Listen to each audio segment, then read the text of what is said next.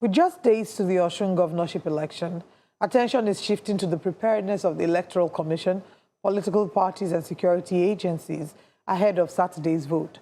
INEC says preparations are on course with observers expected to scrutinize logistics, voter accreditation, BVAS deployment, result management and the overall conduct of officials. Well, concerns remain over security, vote buying and the credibility of the process.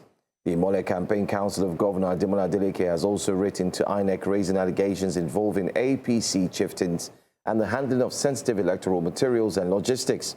The allegation is one that requires clarification from the relevant authorities and should not be treated as established fact.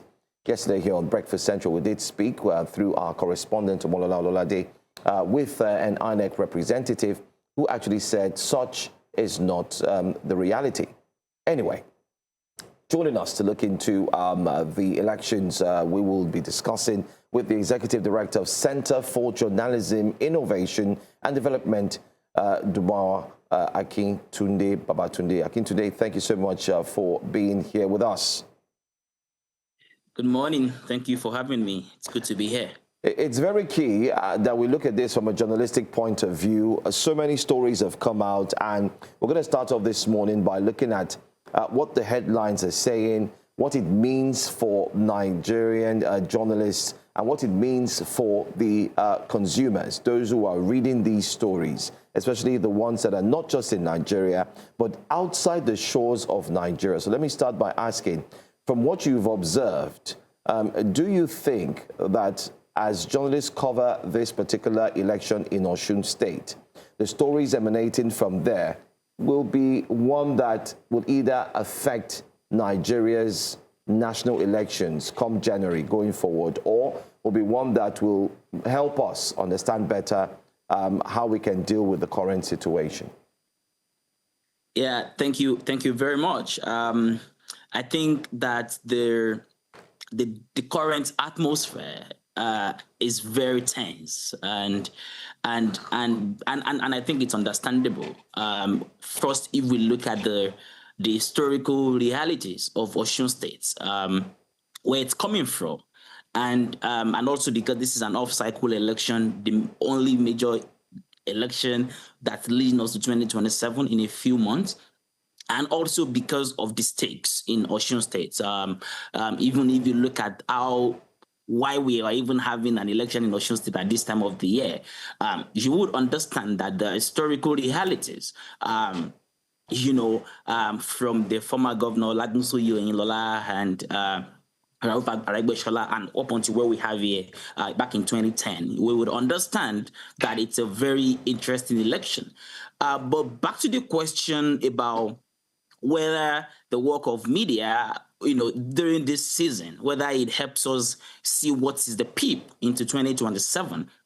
I think that the media environment, and I would try and then broaden it a little bit to the information environment, because I do think that the actors of political information in 2026, the ecosystem has widened a little bit, even to the digital sphere, and actors are even now beyond journalists, right? So everything that we consume on and about the election are no longer exclusive to the media. So we now have a lot of other actors, creators, influencers on digital platforms. We now have them actively, being a part of the discourse. And so that brings me to what it is, at Dubawa, CGID, and Premium Times, we have deployed to all the local governments. And I know that a lot of other organizations have also deployed observers, journalists to all the local governments. But the atmosphere and the very, very aggressive tone about security, about killing, sort of bring us into, a challenge of access to some of these hotspots, because when we are seeing news of threats of violence and even news of death and all of those things happening in a few local governments that have been declared hotspots by independent observer groups, that brings us to the safety for journalists. Back in 2022, when we deployed observers to Osun State, 2018 and then 2022 at CJID, I can tell you some of our observers on the ground were arrested. Some of them were, held briefly by security officials that we were unable to reach them. And that meant, what that means potentially is that whatever is happening in that particular location, when we have no access to on-the-ground reporting, then nobody knows. And that definitely impact the level of access, the level of information that we can put out there. And beyond that, I think what is very interesting with what this means for 2027 general election is that the legitimacy of the process is under threat of rhetorics. By all the parties. You see different allegations of whatever this is, and this potentially would have a telling on what citizens get to feel or expect in 2027, which is also a very interesting election that we are all looking forward to. So I do think the information sphere is very broad. I think the actors are all very, they are varied, and the atmosphere, looks interesting to watch. But we are on the ground with deployment to all local governments. We have, cumulatively 70 officials within the analysis center and then on the ground who are ready to ensure that whatever is happening gets scrutinized and they reflect the realities on the ground, even from now till after the election. All right. Thank you very much for that thorough answer. Now, as we are counting down the hours, no longer days at this point, what are some of the critical areas? And I know you've mentioned some that observers should be looking at. And what would you say is the mood that the citizens are expressing?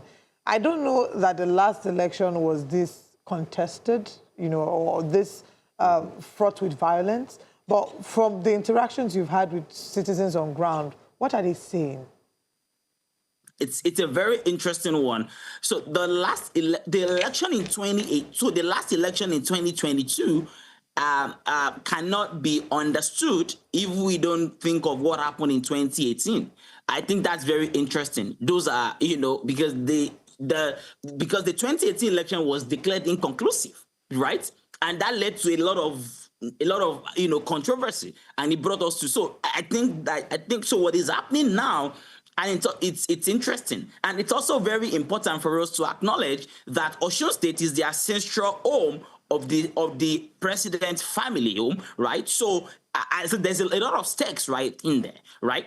So I think it's important for us to to acknowledge that fact. And on Tuesday we had a town hall with young people from Osun State within the age of 18 and 35. And before then, we had deployed a survey just to ask young people in Osun State, about 2,000 of them. We asked them, what are they looking forward to with elections? And what strikes us very interestingly is that young people are excited about the election, but they are at the same time not impressed and not, so they are excited about the state, about participation in politics, but they are not excited about the stakes in there. So a lot of them are apprehensive. They think that there's a lot of tension. A lot of them told us at the town hall about exclusion from the process because they think the process is to even be an active participant is kind of expensive. They think it's exclusive to just select few within the elite community. And I would then broaden it back a little bit to what some of our observers have asked people on the ground about the state, and there are mixed feelings. And that's one of the very interesting things about political moment like this. Depending on where you are asking, their socioeconomic realities, their political leanings, their religious affiliations or political affiliations, and so it means you can't get objective analysis from most people.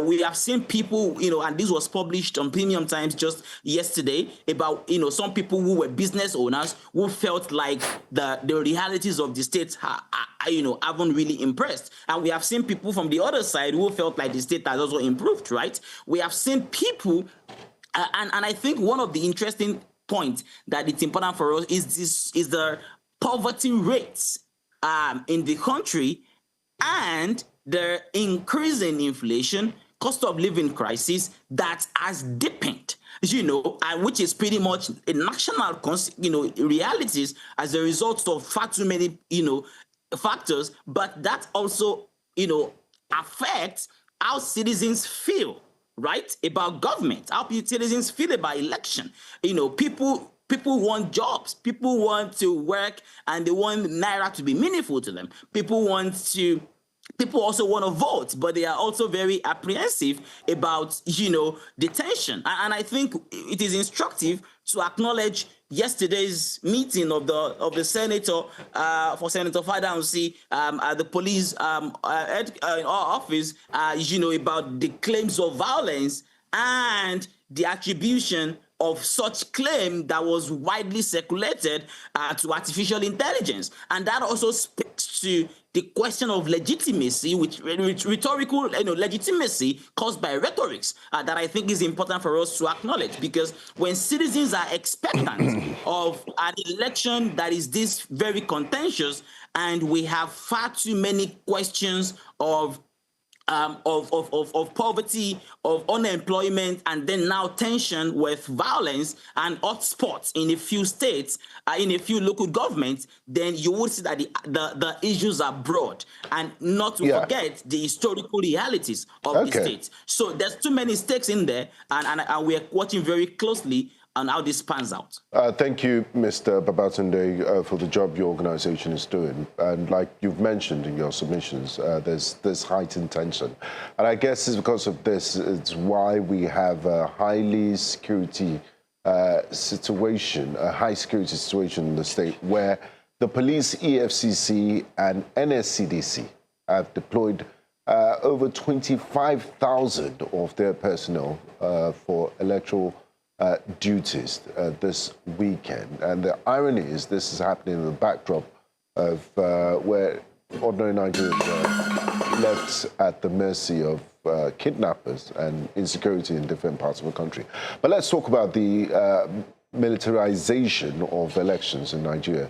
From your perspective, do the people feel secure when they see those long convoys of military personnel, the police, NSCDC, security operatives carrying weapons? It's almost like they're going to war and a battle. Extended convoys. I'm talking 25,000 men for this operation on Saturday. Does it restore some type of hope and confidence in them that, look, I can come out on Saturday and vote. My government has deployed all those people to look after me. Tell us about the psyche of this heightened security in the state.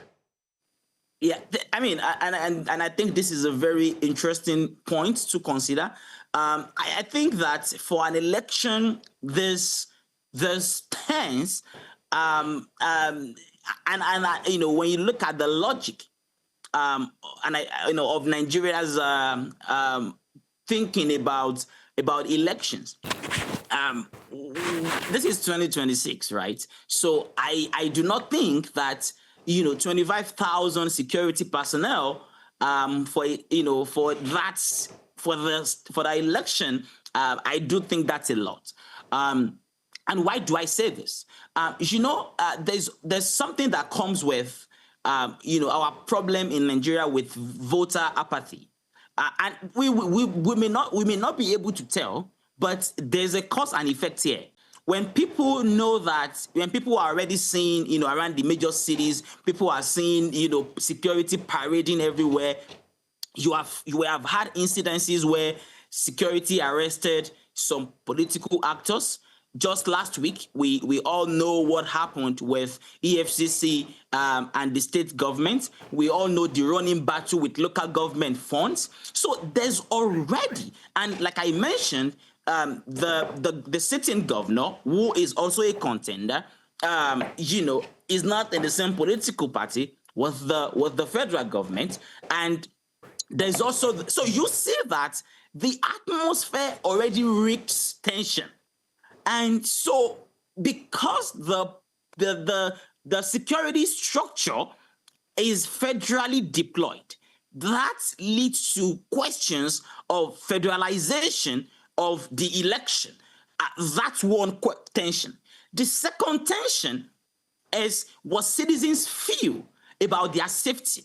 So when people see guns, they're going to vote. Is one vote, one person. And people see guns, or they see security parade, in their streets, it most likely, and we have seen highly influential officials, a sitting senator allegedly calling for violence and killings of political leaders. You have seen from different, from APC to Accord to every, you see all of those allegations of violence, of whatever. You see, so the atmosphere has been so tense that number of security operatives, sent waves of fear to most citizens. And I tell you, there are people who have said that they'd rather stay home because they live to die another day. That's one very big implication. The second implication is the antecedents.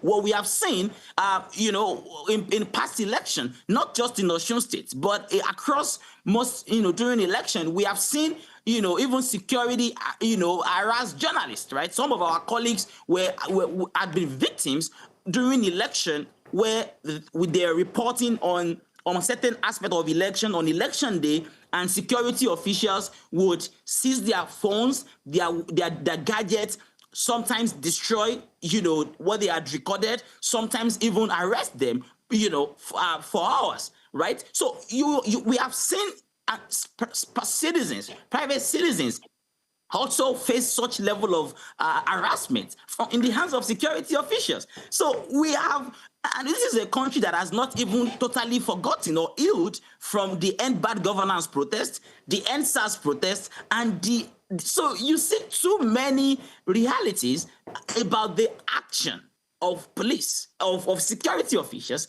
And so that means that institution now being deployed at that number for a state in Osun State like that, it brings too many questions about what citizens perceive, at that level. But I do think that it's important to acknowledge that in the logic of the deployment would be safety of the electoral process. But there are far too many ways that we can go about a free, fair, and safe election for all without military deployment. But okay. the atmosphere, has been very, very tensed. And I tell you, most people in some hotspot local governments have mentioned that they would rather. Let's hope that the police force will deploy enough men to actually be at the hotspot locations that you've mentioned. And let's also hope